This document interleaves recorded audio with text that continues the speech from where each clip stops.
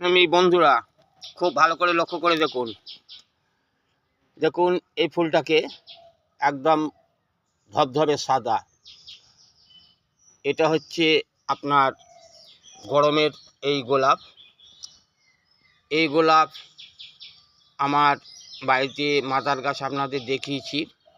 এও আজ আমাকে ছেড়ে আজ চলে যাচ্ছে। দেখুন এটাও আজকে আমাকে ছেড়ে চলে যাচ্ছে। ভালো করে দেখুন, এটা 12 মাসই ফুল, মানে একটা দুটো হয়, শীতে মোটেই একটাও ফুল হয় না। যত গরম পড়বে এতে কিন্তু আপনি ফুল পাবেন। যাই হোক, এই গাছ সম্পর্কে যদি আপনারা কিছু জানতে চান বা গাছ কিভাবে তৈরি করবেন, সবই ভিডিও আমি আপনাদের দেখাই।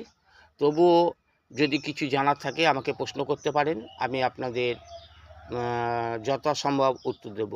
যা কাজ এই পর্যন্ত, সবাই ভালো থাকবেন এই কামনা করি।